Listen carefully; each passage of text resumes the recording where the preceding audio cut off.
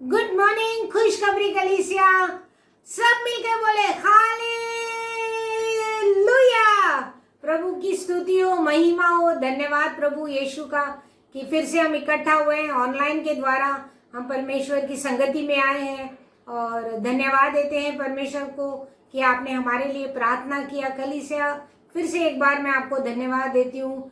मैं चंगी हूँ, मैं ठीक हूँ। प्रभु को महिमा हो। लेकिन मैं आपको एक बात कहना चाहती हूँ कि ये जो वायरस है, हम सोचते हैं कि ऐसा कुछ नहीं है। कई लोग तो एकदम डर जाते हैं, कई लोग कुछ नहीं है ऐसे सोच के अपना जीवन बिताते हैं। लेकिन ये असल में वायरस है और इससे हमें सावधान रहना है। हमें प्रार्थना करना है कि पूरी तरह से ये वायरस चले जाए। जब वो फेफड़ों तक चले जाता है तो हमें सांस लेने में दिक्कत होती है। मैं आपको यही एक गाइडलाइंस दूंगी कि जो परमेश्वर ने हमें आज़ादी दी है, हम कभी कभी वो भूल जाते हैं। लेकिन परमेश्वर ने जो अभी हमें दिया है उसे हम धन्यवाद करें। और कहीं भी आप बाहर जाते हो, बाहर जाने के बाद आइए, आप आपके हाथ धोइए और गर्म पानी से नहाइए, गर्म पानी का स्टीम लीजिए। आज भी हम दोनों पूरा परिवार, राजेश, खुशबू, आनंद और मैं, हम 2 बार दिन में स्टीम लेते हैं और कहीं भी बाहर से आते हैं तो नहाते हैं। प्लीज़ स्वच्छता रखो। जो गवर्नमेंट के प्रोटोकॉल्स हैं उन प्रोटोकॉल्स को आप अपने जीवन में लागू करो, क्योंकि वचन यही कहता है कि अपने अधिकारियों के अधीनता में हमें जीवन जीना है। और दूसरा ये है कि इस वायरस के बाद हमें थोड़ी कमज़ोरी का एहसास होता है, लेकिन परमेश्वर का बल है जो हमें हमारी कमज़ोरी में हमें ताकत लेकर आता है। मैं धन्यवाद करती हूँ प्रभु का कि उसने हमें ताकत दी है। आज फिर से इकट्ठा हुए हैं, जैसे हम वचन सुनने के लिए, प्रभु की आराधना करने के लिए, रोटी रस तोड़ने के लिए और परमेश्वर को अपना दान समर्पण करने के लिए हम इकट्ठा हुए हैं। हम प्रभु को धन्यवाद दें। आए हम प्रभु का वचन को सुने और उसको महिमा दें। थैंक यू कलीसिया। जैसे मंजू ने आपको रिक्वेस्ट किया है कि अपना देखभाल कीजिए, सो प्लीज़ इस बात पर ज़रूर गौर कीजिएगा।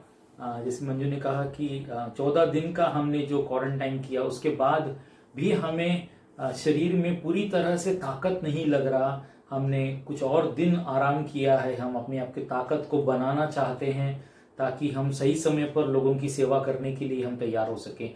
सो प्लीज़ अपना देखभाल कीजिएगा, डरिएगा नहीं, सावधान रहिएगा। आमीन।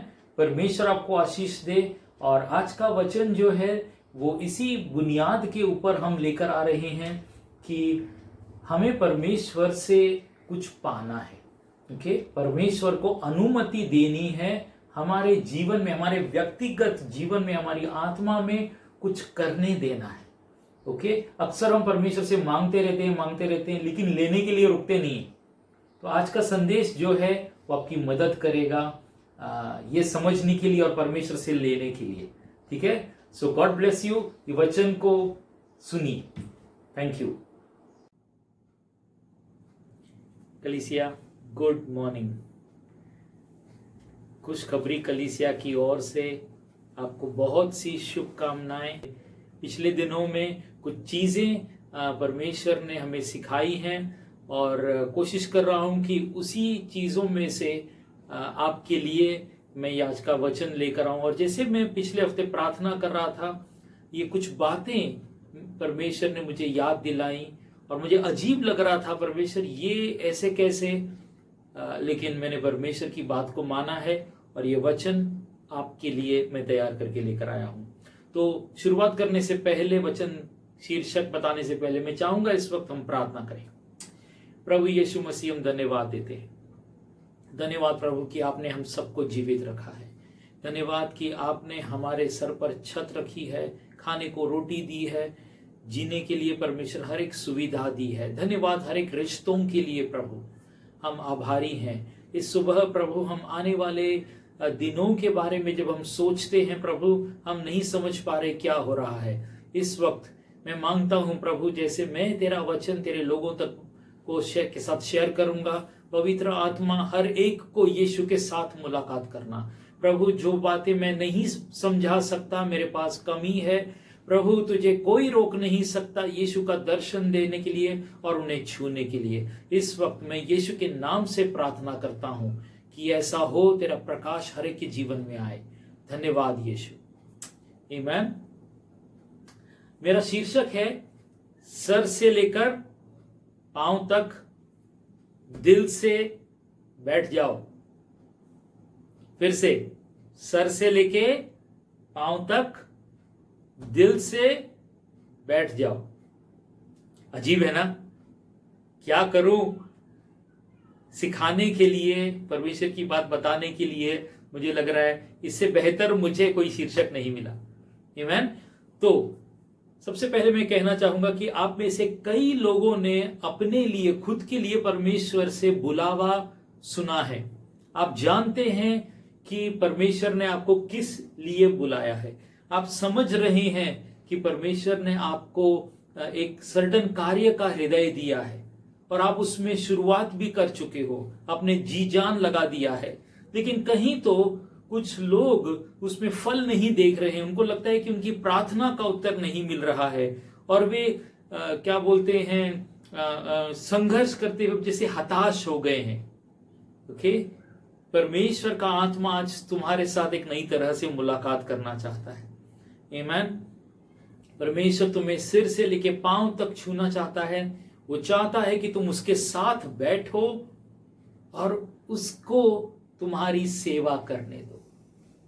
तो आज जो मैं शीर्षक दे रहा हूं, जो मैं सिखा रहा हूं, परमेश्वर चाहता है आपसे कि आप परमेश्वर की सेवकाएं अपने लिए अपने हृदय में लें और तंदुरुस्त हो जाएं, इस रिश्ते को और मजबूत करें ताकि इसी मजबूत रिश्ते से आप औरों की सेवा कर सकेंगे। ठीक है? तो सबसे पहले एक डेमो दिखाना चाहूंगा। ये जो पिछले 4 महीने की परिस्थिति है वो हमारी कुछ इस प्रकार की हो गई है। दिख रहा है आपको? सब कुछ उथल पुथल, सब कुछ हिल गया है, उथल पुथल हो गया है। और इस उथल पुथल में कुछ समझ में नहीं आ रहा, क्या करूं? एक स्थिति से निकलते तो दूसरी स्थिति तैयार हो जाती है और आप परेशान हो जाते हो। ये समय नहीं है कि आप एक बड़ा निश्चय ले लो प्रभु के लिए, क्योंकि परमेश्वर आपसे खुद मिलना चाहता है।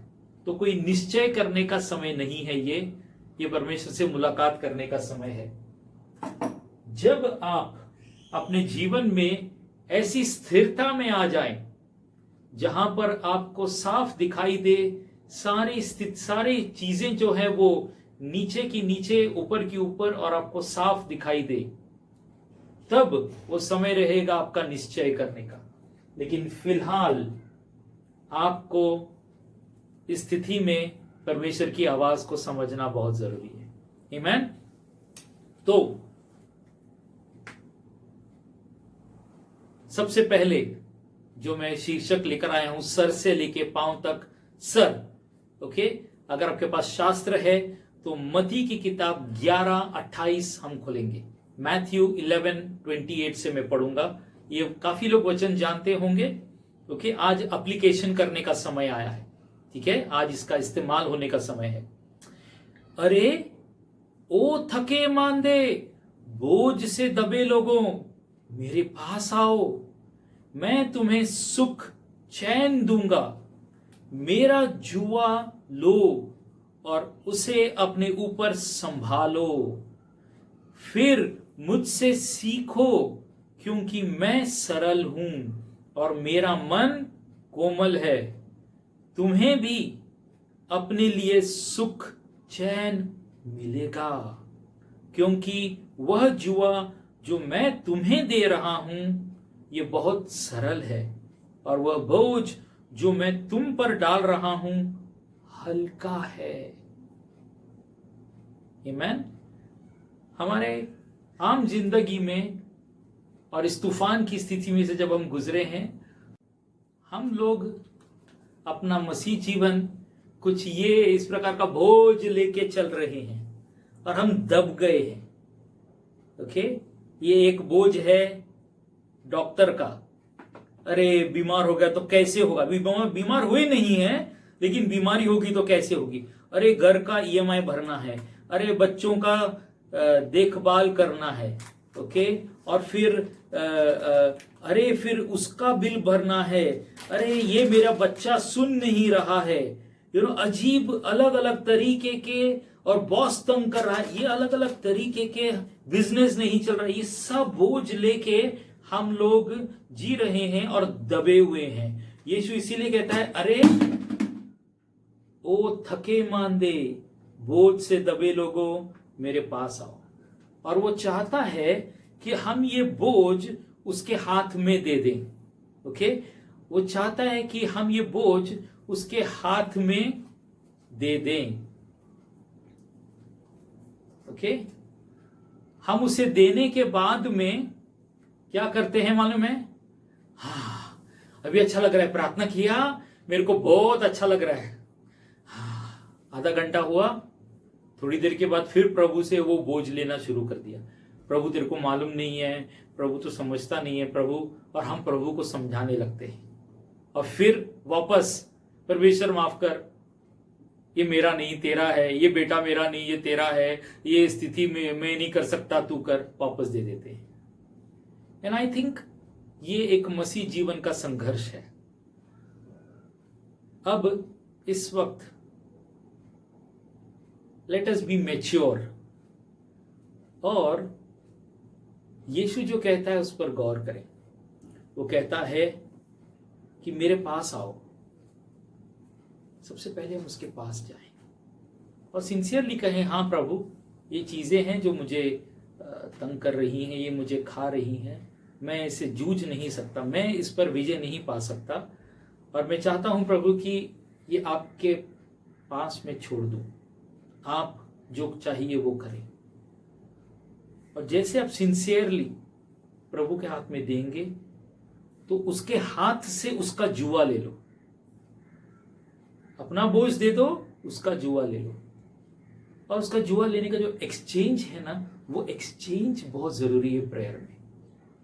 अगर आप अपना बोझ दे रहे हो तो कहो, प्रभु ये बोझ तेरा है और तेरा बोझ मुझे दे। हम लोग ये कई बार प्रेयर नहीं करते, प्रभु तेरा बोझ मुझे दे। प्रभु ने कहा मेरा बोझ ले लो, ये हल्का है, और हमें वो मांगना है और ले लेना है, एक्सचेंज करना है। और जब हम ये एक्सचेंज करते हैं तब आप अपने पर्सनल लाइफ में आप परमेश्वर के साथ चलने लगते हैं। ठीक है, सर हो गया। अब आते हैं पांव पर। शास्त्र, यूहन्ना की किताब 13:5, बहुत फेमस कहानी है। जॉन की किताब में लिखा है, फिर एक घड़े से जल भरा और अपने शिष्यों के पैर धोने लगा, और उस अंगोछे से जो उसने लपेटा हुआ था उनके पांव पोंछने लगा। फिर जब वह शिमोन पतरस के पास पहुंचा तो पतरस ने उससे कहा, प्रभु क्या तू मेरे पांव धो रहा है? उत्तर में यीशु ने उससे कहा, अभी तू नहीं जानता कि मैं क्या कर रहा हूं, पर बाद में जान जाएगा। पतरस ने उससे कहा, तू मेरे पांव कभी नहीं धोएगा। यीशु ने उससे उत्तर दिया, यदि मैं न धोऊं तो तू मेरे पास स्थान नहीं पा सकेगा। और फिर पतरस ने जल्दी से यीशु से कहा, प्रभु केवल मेरे पैर ही नहीं बल्कि मेरे हाथ, मेरा सिर, सब कुछ धो ले। और फिर यीशु ने से कहा, जो नहा चुका है उसे अपने पैरों के सिवा कुछ भी और धोने की आवश्यकता नहीं है, बल्कि पूरी तरह से शुद्ध होता है। तुम लोग शुद्ध हो पर सबके सब नहीं। अब ये क्रिया जो है यीशु की पैर धोने की, इसके विषय में यीशु ने मत्ती 20:28 में भी कुछ वचन कहे। आओ पढ़ते हैं, तुम्हें मनुष्य के पुत्र जैसा ही होना चाहिए, जो सेवा कराने नहीं बल्कि सेवा करने और बहुतों के छुटकारे के लिए अपने प्राण की फिरौती देने आया, बल्कि सेवा करने। ठीक है, आओ इन वचनों को हम गौर करते हैं। जब यीशु आखिरी भोजन खा रहा था और यीशु ने भोजन खाने से पहले ये महसूस किया कि अरे पैर धोए नहीं है, लोगों के साफ नहीं है, तो यीशु ने सबसे पहले अपने कपड़े बदले और फिर वो पानी और अंगोछा लेकर आए और फिर उन्होंने शिष्यों के पैर धोना शुरू किया।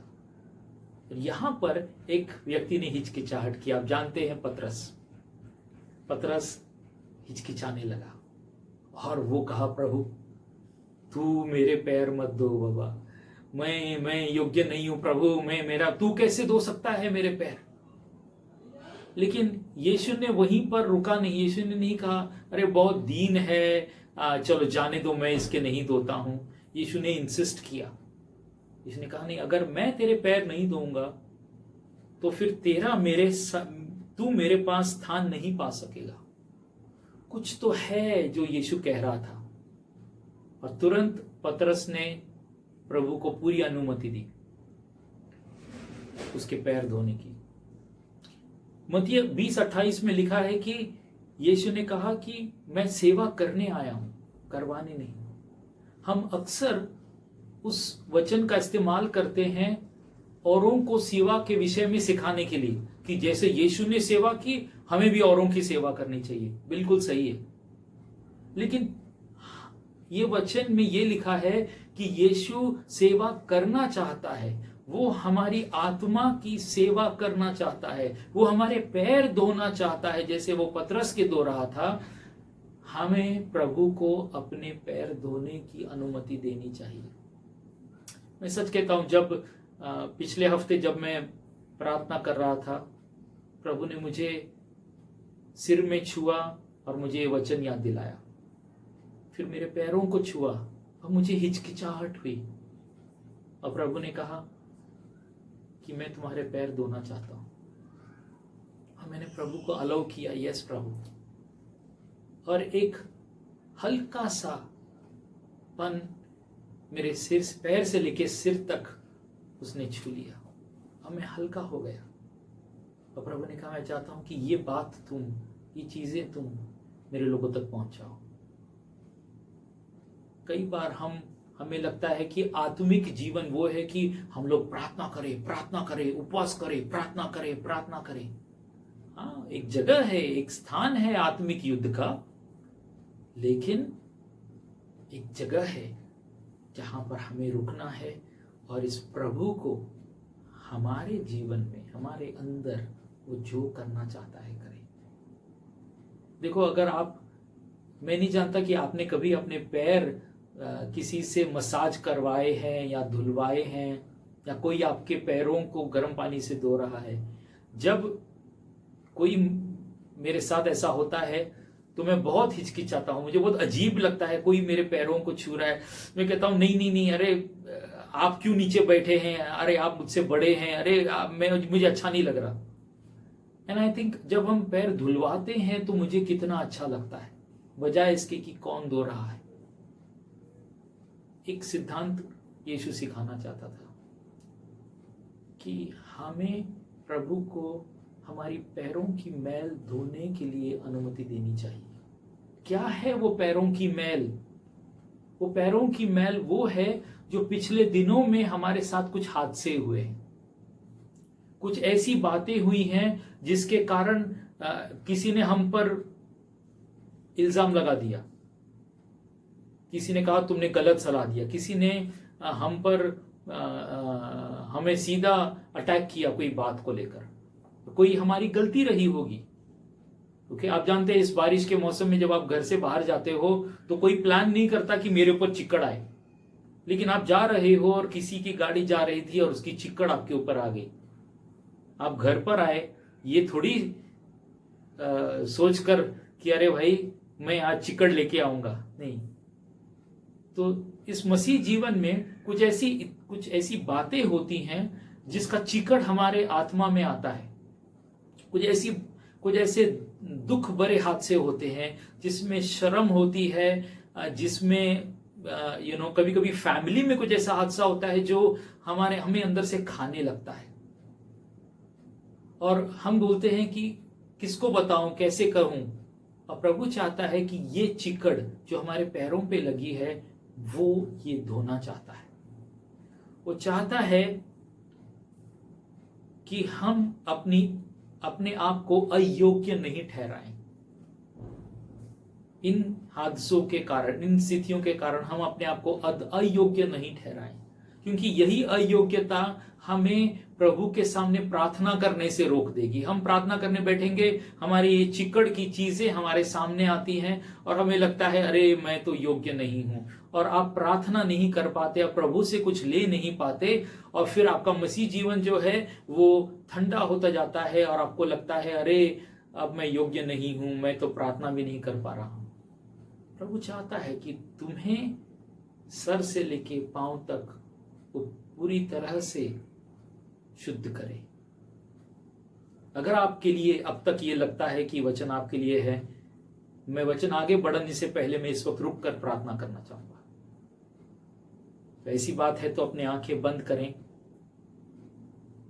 मेरे साथ प्रार्थना करें। प्रभु यीशु मसीह, मुझे क्षमा कर,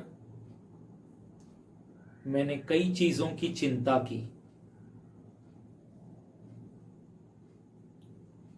मैं अपनी मर्जी तेरे सामने टिकाता हूं, मेरी सारी चिंताएं तेरे पैरों के पास रखता हूं और चाहता हूं कि तेरा हल्का सा जुआ मुझे दे दे। धन्यवाद यीशु, धन्यवाद यीशु। प्रभु, मेरे जीवन में कई जगहों पे चीकड़ लगी है, बयान नहीं कर सकता, लेकिन आपको दिखा सकता हूं। देख प्रभु, क्या तू मेरे पैरों को धोएगा प्रभु? क्या तू मेरे मन को अंदर से शुद्ध करेगा प्रभु, उस लहू से जो तूने उस क्रूस पे बहाया है। धन्यवाद यीशु, धन्यवाद यीशु। अब मैं आपके लिए प्रार्थना करता हूं। प्रभु यीशु मसीह, मैं धन्यवाद देता हूं मेरे भाई बहनों के लिए प्रभु, जो इस वक्त अपना हृदय खोलकर तेरे सामने बैठे। प्रभु, उनका बोझ ले ले और तेरा हल्का सा जुआ दे दे।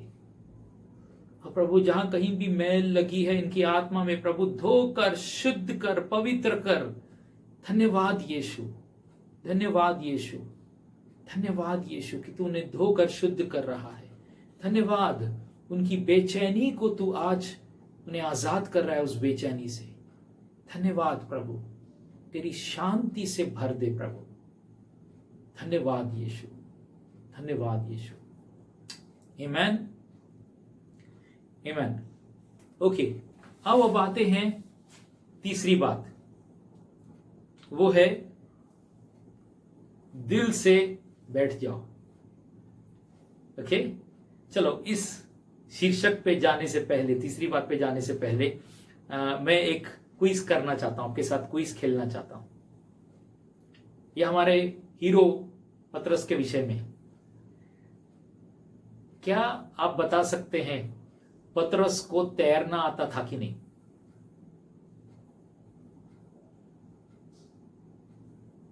क्या पतरस को तैरना आता है कि नहीं, या आता था कि नहीं? ओके, थैंक यू बताने के लिए। इसमें से कई लोग बोल रहे हैं उसे नहीं आता था क्योंकि वो पानी में डूब रहा था जब वो चल रहा था, और कई लोग बोल रहे हैं नहीं नहीं नहीं नहीं नहीं, वो जब यीशु के साथ अंत में मिला था तो फिर वो तैर कर यीशु के पास किनारे पे गया था। याद है? क्या लगता है, पतरस तैरना जानता था? यस, बिल्कुल। जॉन 21:7 में लिखा है कि पतरस तैरते हुए यीशु के पास पहुंचा अंत में, जहां पर यीशु ने उससे नियुक्त किया था। लेकिन आप ये भी जानते हैं कि जब पतरस पानी पर चला था तब वो चलकर तूफान को देखकर डूब गया। अरे वो ट्राई कर सकता था ना, उसको आता था स्विमिंग करना, वो ट्राई कर सकता था स्विमिंग करना, लेकिन नहीं, पतरस ने बहुत समझदारी का काम किया। उसने सीधा यीशु को बुलाया, और यीशु ने नहीं बुला रहे तेरे को तैरना आता है ना, चल ट्राई कर, चल तू तैर।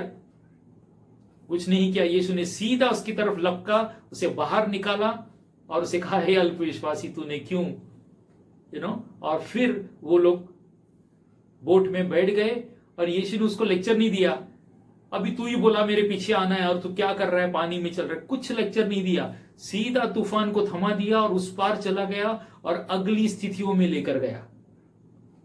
हमारा यीशु का तरीका देखो, जब हम कमजोर पड़ जाते हैं, जब हम गिर जाते हैं, यीशु हमें उस बात के ऊपर लेक्चर नहीं देता।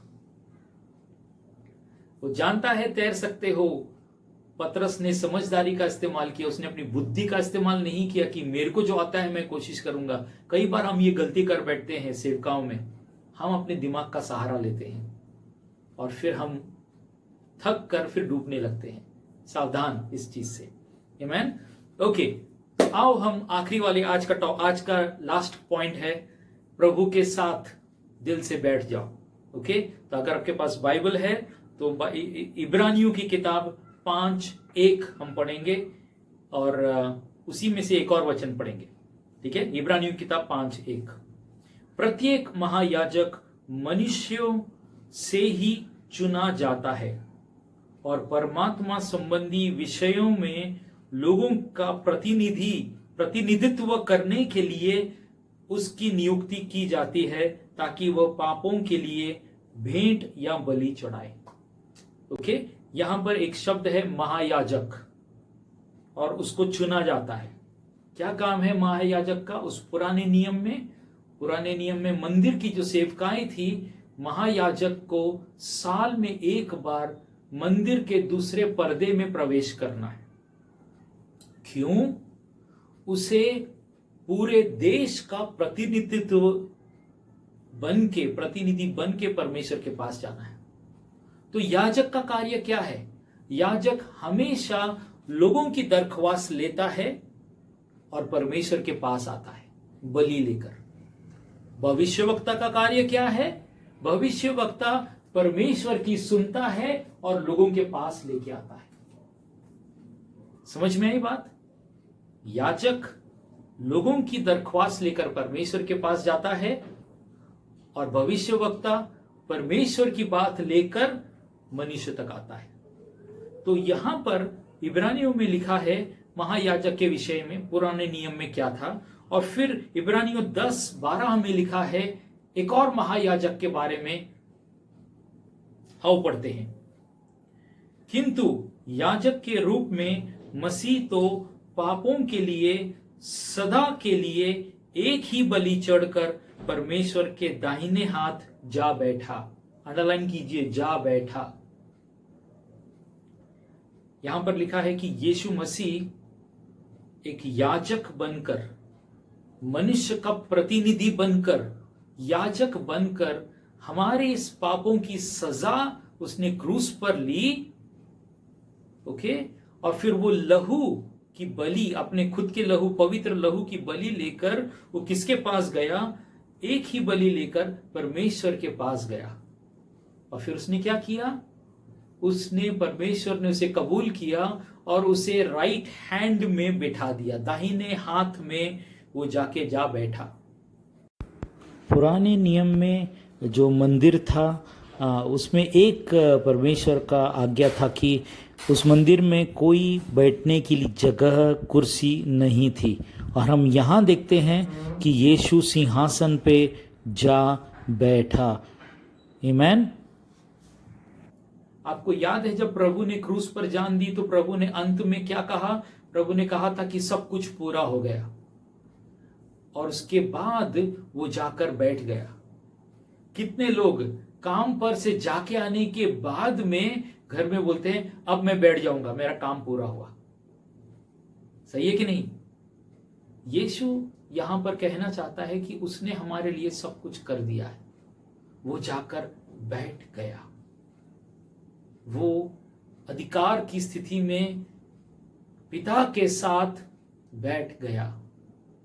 और फिर वो क्या चाहता है हमारे से? वो बताना चाहता है कि उसने तुम्हें और मुझे भी अपने साथ बैठाया है। एफिसियों की किताब 2:6। और क्योंकि हम यीशु मसीह में हैं, इसीलिए परमेश्वर ने हमें मसीह के साथ ही फिर से जी उठाया है और उसके साथ ही स्वर्ग के सिंहासन पर बैठाया है। क्या किया है? यीशु मसीह मरे हुओं में से जी उठा, लेकिन उसके साथ उसने हमको भी मरे हुओं में से जी उठाया है और अपने साथ बैठाया है। तो अब हम समझ रहे हैं यीशु पिता के साथ बैठा है और यीशु के साइड में कौन बैठे हैं? हम बैठे हैं। कितना नजदीक है। अब हम यीशु को ऐसा बोल सकते हैं, प्रभु सुनना, इधर दुख रहा है, इधर। प्रभु बोलेगा इधर दुख रहा है, चंगाई ले। कितना नजदीक का रिश्ता है हमारा प्रभु के साथ, कितना नजदीक का। और बैठने का मतलब क्या है मन में?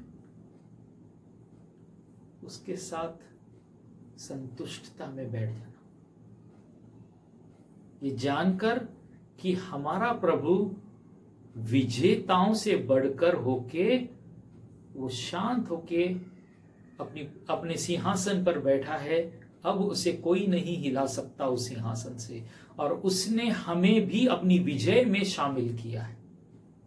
हमें लगता है कि हमें कुछ करना होगा विजय पाने के लिए, बड़ी गलती है ये। हमें इस विजय में जो यीशु ने जीती है, इसमें संतुष्ट रहना है, उसमें खड़े रहना है, उसमें बैठ जाना है यीशु के साथ। उस विजय में प्रभु के साथ बैठना है। और ये बहुत जरूरी बात है हम मसीहों के लिए कि अक्सर हम प्रभु के साथ ये बैठने का मतलब जो है ना, हमें लगता है कि हमें प्रार्थना करना होगा, हमें कुछ करना होगा। नहीं, उसके साथ बैठ जाओ और देखो वो तुम्हें कौन सी राज की बातें खोलकर दिखाता है। देखो वो तुम्हारे विषय में, तुम्हारे व्यक्तिगत विषय में, तुम एक यूनिक व्यक्ति हो, तुम एक अनोखे व्यक्ति हो, तुम एक स्पेशल व्यक्ति हो जिसे परमेश्वर ने अपने हाथों से चुना है, तुम्हें नाम लेके बुलाया है, तुम्हारे लिए एक योजना रखी है, तुम्हारे लिए एक मकसद रखा है, और ये सब पूरा करने के लिए वो खुद तुम्हारे कानों में, तुम्हारे हृदय में वो बोझ दे रहा है, और फिर वो अपना हल्का सा जुआ दे रहा है, तुम्हें अपनी अभिषेक दे रहा है, ये लेने के लिए उसके साथ बैठ जाओ। जल्दबाजी मत करो, रुको उसके साथ। और जैसे तुम उसके साथ रुकोगे, वो तुम्हारे अंदर उस तूफान को वो थमा देगा, और तब तुम उसके साथ मिलकर सारी स्थितियों को तुम ऊपर से देखोगे। तुम जानोगे कब, कहां और कैसे मुझे क्या कदम बढ़ाना है। और प्रभु चाहता है कि तुम उस निश्चयों में गलती नहीं करो, तुम इसका सहारा नहीं लो, लेकिन प्रभु जो तुम्हें दिखा रहा है उसका सहारा लो। मैं जानता हूं यहां पर कई लोग अपना निश्चय करने के लिए रुके हैं, मुझे क्या करना होगा, मैं कैसे, वगैरह वगैरह। ये समय है प्रभु के साथ बैठने का। अब मैं चाहता हूं कि इस वक्त आपके लिए प्रार्थना करूं। आमीन। किन अपनी आंखें बंद करें। प्रभु यीशु मसीह में धन्यवाद देता हूं मेरे भाई बहनों के लिए जो इस वक्त मुझे सुन रहे हैं, मेरी बात को समझ रहे हैं। आपने इनको चुना है, आपने इनको नियुक्त किया है, आपने इन्हें बुलावा दिया है, एक मकसद दिया है, एक अभिषेक दिया है। इस वक्त मैं मांगता हूं प्रभु, तेरे सिंहासन का दर्शन दे दे प्रभु, उस महान सिंहासन का जहां पर तू विराजमान है और तूने हम सबको बैठाया है। हर एक को प्रभु झलक दे तेरे उस सिंहासन की, झलक दे कि वो तेरी गोद में है, झलक दे कि तेरे मजबूत बाहों ने उन्हें संभाल के रखा है, और उनके गालों को तू सहला प्रभु, अपनी मुस्कुराहट से प्रभु तू इन्हें तृप्त कर, क्योंकि तेरी मुस्कुराहट ही तेरी खुशी हमारी ताकत है प्रभु। तेरी खुशी उंडेल प्रभु, हर एक के हृदय में उंडेल प्रभु। यही खुशी हर एक बीमारी को निकाल देती है। यही खुशी हर एक कमी घटी को पूरा करती है। यही खुशी हर एक रिश्तों को जोड़ देती है। यही खुशी भरपूरता लेके आती है। यही खुशी जिनको संतान नहीं है एक नई आशा देती है। यही खुशी जिन्होंने अपने जीवन में किसी को खोया है, ये वो जगह भर रही है। तुम्हारे उस हृदय के खालीपन को प्रभु भर रहा है। उसे करने दो जो वो करना चाहता है। धन्यवाद यीशु मसीह, धन्यवाद प्रभु। हम तुझे सारी महिमा, सारा गौरव देते हैं। धन्यवाद यीशु। आओ प्रभु की आराधना करें इस गीत से, उसके साथ मुलाकात करें, उसको अनुमति दें पूरी तरह से। आओ उसकी आराधना करें। धन्यवाद। God bless you. परमेश्वर आपको आशीष दे। आमीन।